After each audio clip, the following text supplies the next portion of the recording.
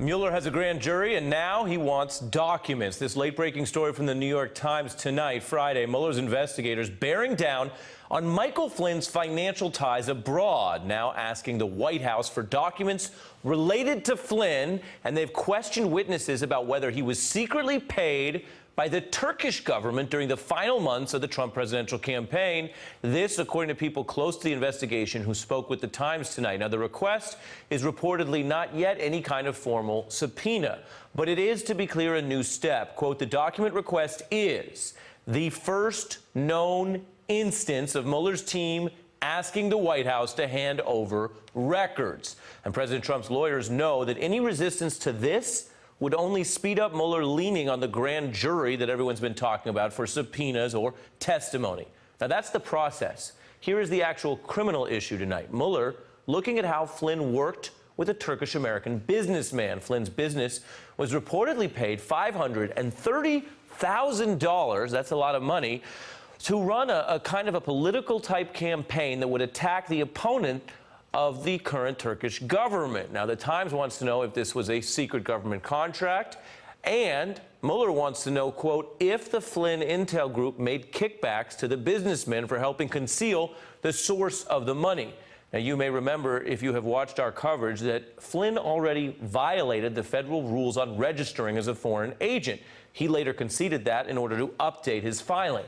What this new request tonight is about is it suggests to us that the special counsel is further following the money. The New York Times saying that these hidden payments could potentially be considered for fraud charges. Now, all these developments come as NBC News confirmed today with 3 sources familiar with the matter that Bob Mueller has been making use of more than one active grand jury. This is in multiple districts, so that includes Virginia and D.C., the big story that broke yesterday. And those grand juries are issuing subpoenas for records and documents tied to the ongoing investigation. We have a lot to get to tonight. I'm happy to say a strong panel to begin. Walter Dellinger served as Assistant Attorney General and head of the Office of Legal Counsel through 1996, acting Solicitor General thereafter. Sam Buell is a professor of law at Duke University, a former federal prosecutor, lead prosecutor, in fact, for that Enron task force, which has some overlap with some of what Mueller is doing now, and Michael Isikoff, a chief investigative reporter for Yahoo News. Walter, folks are just digesting the New York Times report, coming here on a Friday night like so much news has broken. We're looking at it in our newsroom. Folks at home may want to understand, what does it mean when we say this is one of the first document requests that Mueller sent to the White House?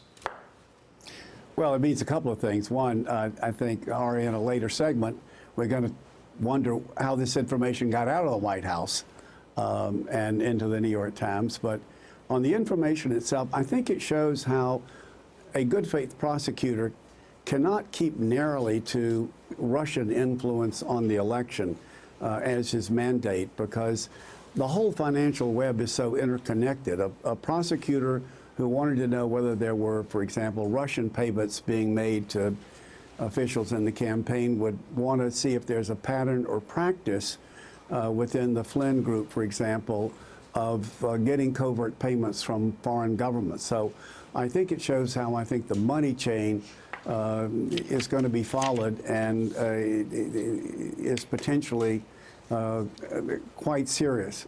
Well, you raise that point, and Sam, you know, as a former prosecutor, bringing charges is not just about crimes. There are a lot of unsolved crimes out there that never get charges.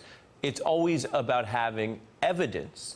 And these financial crimes seem to have a lot more evidence. I want to read to you what a colleague of yours who's done the same job, Pri Parara, is saying here tonight. Quote, if true, this request for White House documents regarding Flynn's work for Turkey, much more significant than what he calls breathless reporting about the grand jury. Why is this significant, and how does it relate to the evidence trail? Well, because the most important evidence that you get in any kind of complex case like this, particularly a white-collar case, is the testimony of witnesses who really know what happened, were in the key meetings, had conversations with people, and the way that you get that testimony is you build cases against those witnesses. People are not going to volunteer to testify in a case like this.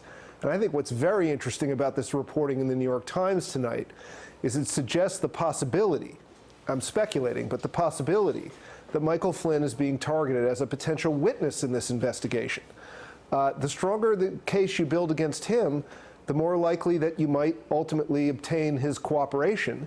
And he may know about lots of other transactions that the special counsel would be interested in looking at. Does that potential have any impact on how prosecutors and investigators would look at what Jim Comey described as Donald Trump's keen interest in getting the dogs to back off of Flynn?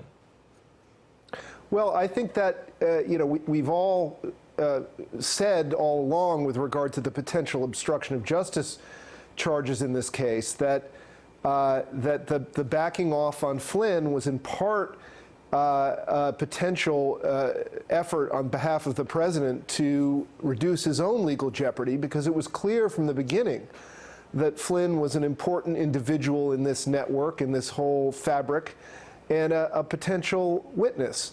So if in fact it did turn out that a case were made, and now we're several steps down the road, but if it turned out that a case were made against Flynn, and ultimately his testimony were obtained in some fashion, whether through cooperation or perhaps compelling him into a grand jury and immunizing him ultimately, something like that, or even convicting him and then taking his testimony, well, then that would certainly cast the obstruction of justice case against the president with regard to asking Comey to drop the investigation of Flynn in a much starker light.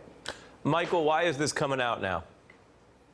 Well, because Mueller is stepping up his investigation. He's requesting documents from the White House, and inevitably that's going to come out. There's 2 points that I think are significant here. First of all, the fact that Mueller is following the trail relating to Turkey is not that big of a surprise, given that, if you remember, on Election Day, Michael Flynn publishes an article in The Hill urging the United States to extradite Erdogan, Erdogan's main enemy, Gulen, from Pennsylvania to Turkey. That was the chief goal of the Turkish government. Now, in that op-ed, Michael Flynn was not identified as a lobbyist for the Turkish government or a Turkish-American businessman who had an interest in this. It just popped. It later, investigative reporting uncovered his ties to this Turkish-American businessman who had close ties to the Erdogan government, and that inevitably led people to follow the money trail and for him to retroactively register as a lobbyist for the Turkish government. So it's not a surprise that Mueller would focus on this, but I think it's absolutely right. The important thing here is the leverage that a case about Flynn and Turkey could give Mueller in the core Russia investigation.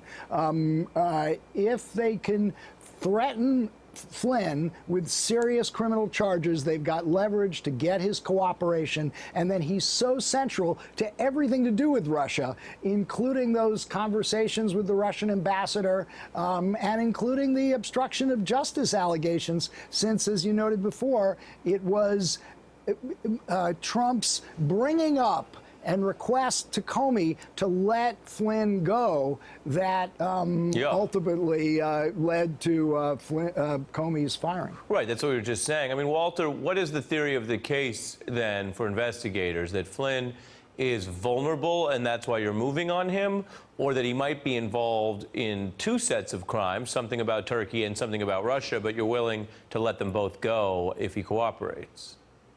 It sounds like both. I think Sam and Mike make the point quite convincingly about why you can't create the red lines that President Trump said he wanted to have to confine Mueller's investigation narrowly to, quote, Russian involvement. That's not the way prosecutors operate, as Sam and Mike noted. So I think this is a case that amply demonstrates that what the prosecutor is looking at is financial influence on those who are running the Trump campaign. As someone who became the national security advisor, and you can't artificially separate that out from what connections there might be with Russia. It both shows sort of motive and operation on Flynn's part, potentially, and it also provides the kind of leverage that we're talking about. And all of this, Michael, is against a backdrop of increasing attacks on the entire special counsel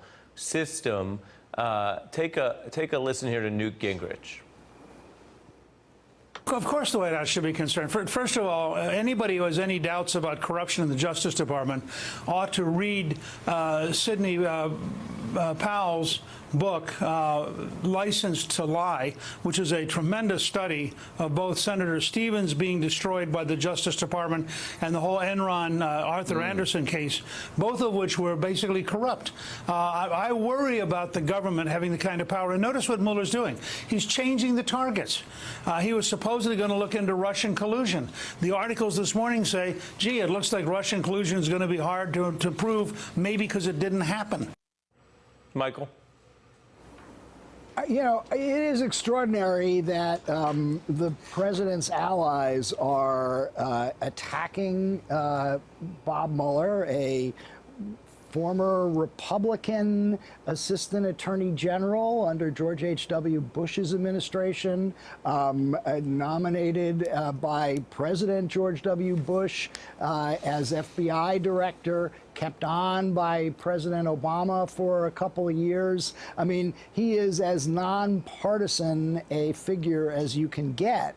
You know, it seems to those of us who have followed Bob Mueller for many, many years, highly unusual to hear these kind of attacks on his integrity at this point.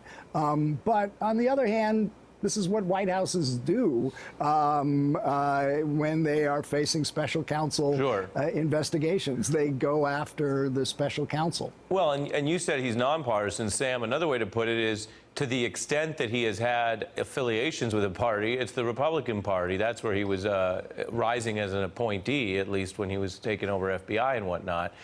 He mentions Enron, which you have Newt Gingrich does, which you have a connection to as well, and so does Mueller. I guess the opposition research is kicking around. You can't do the whole topic justice, but anything you want to say about the Enron task force here? Because it's something that Republicans seem to think is a kind of a vulnerability for Mueller.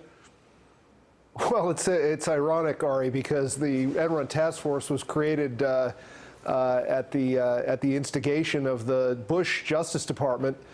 John Ashcroft was the Attorney General at the time. Larry Thompson was the Deputy AG, and they certainly consulted with the White House as to how that case ought to be handled.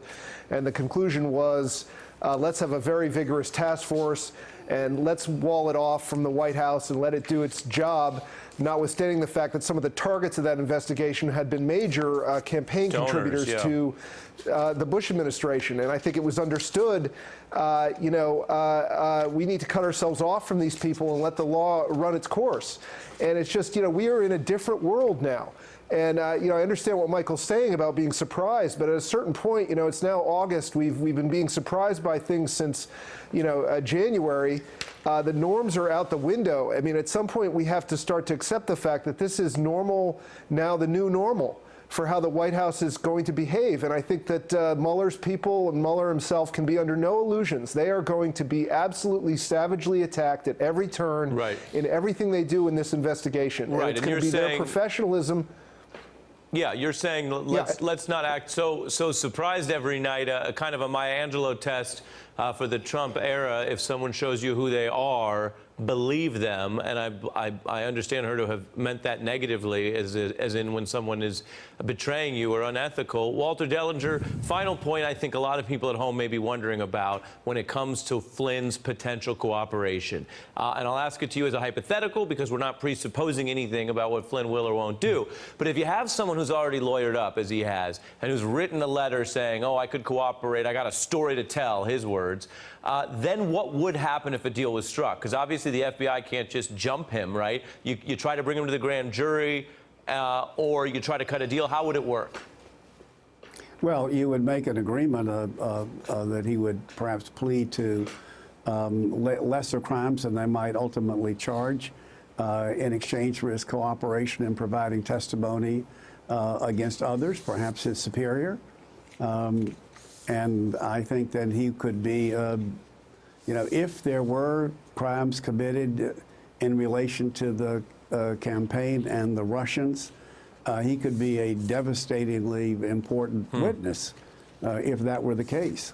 Fascinating. I want to thank Sam Buell for joining us. Mike and Walter, we are going to come back to you. Hey there, I'm Chris Hayes from MSNBC. Thanks for watching MSNBC on YouTube. If you want to keep up to date with the videos we're putting out, you can click subscribe just below me or click over on this list to see lots of other great videos.